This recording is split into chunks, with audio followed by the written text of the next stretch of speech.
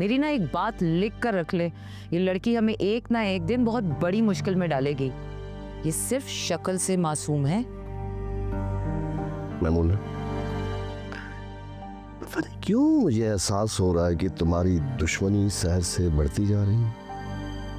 आप किताब पढ़ें, क्योंकि आपसे ना कोई बात करना ही फजूल है।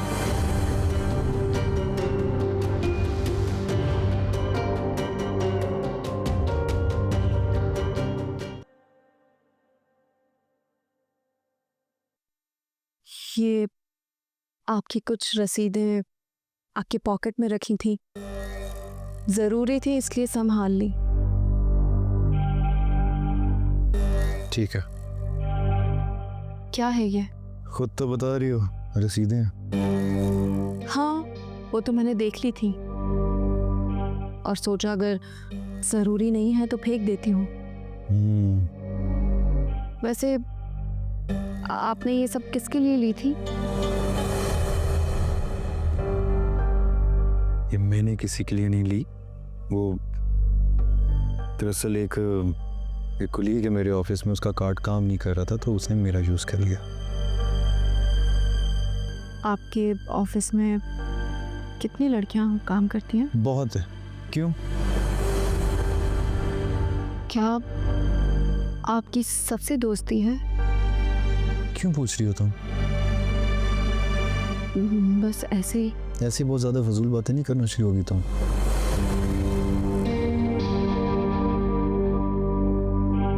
जी।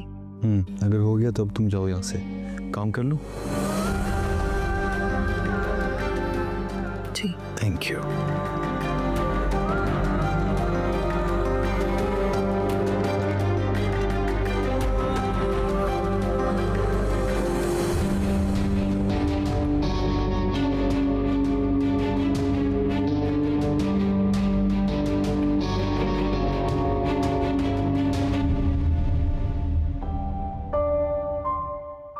लगता है तुमने अपनी मामा को बहुत मिस किया है। मिस? बहुत ज्यादा मिस। अच्छा सुनो, तुमसे एक बात करनी थी। तुम्हारे डैड से तो कर ली है, मुझे सोचा तुमसे भी कर लूं। ये बताओ तुम्हें रमशा कैसी लगती है? ठीक लगती है, बट आप ये बात क्यों पूछ रही हैं? वो इसलिए क्योंकि मुझे तो बहुत अच्छी लगती है और मैंने सोचा है उसे अपनी बहू बना लो।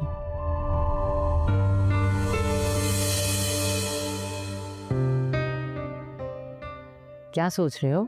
आपने वो बात की है जो मेरे जहन में भी नहीं थी। तो जहन बना लो।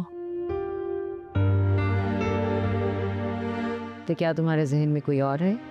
नहीं, ऐसा भी नहीं है। मैं यहाँ शादी करने के मूड में नहीं हूँ। तो फिर मूड बना लो। मुझे तो रमशा बहुत अच्छी लगी है, घर की लड़की है, और तो और शहर की इस बदतमीजी के बाद तो मुझे रमशा और भी अच्छी लगने लगी है।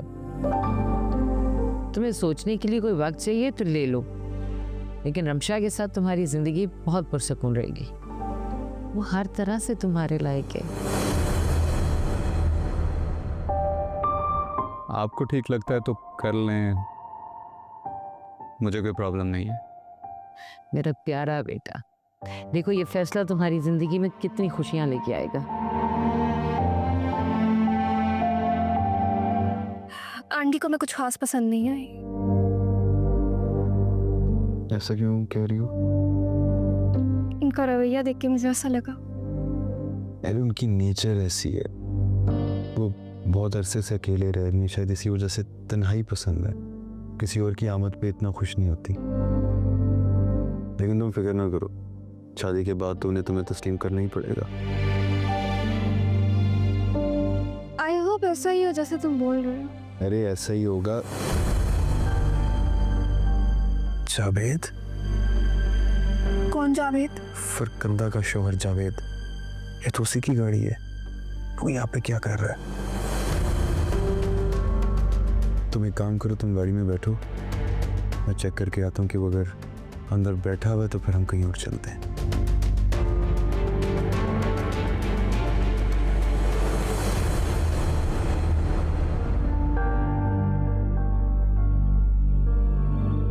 अब जावेद भाई, आप मुझे यहाँ क्यों ले आए?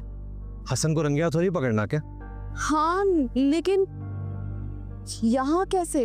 अरे वो यहीं पर आता है ना लंच के वक्त। आओ बैठो। अच्छा, लेकिन वो कब तक आएंगे? अरे बैठो तो, मुझे कौन सा बता के आएगा, बस आ ही रहा होगा। बैठो।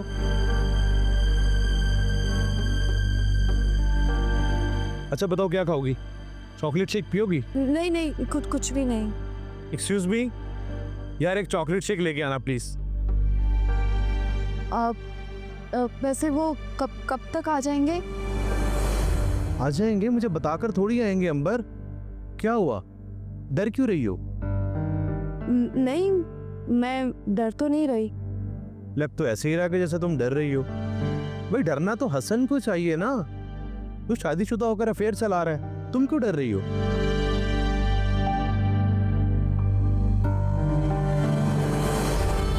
अंबर, ये तुम्हारे हाथ पे क्या हुआ है? ये देखो, ये क्या लगा, ये ब्लू क्यों हो रहा है यहाँ से? ये देखो तुम्हारा हाथ ब्लू हो रहा है ना यहाँ से, ये देखो। अंबर,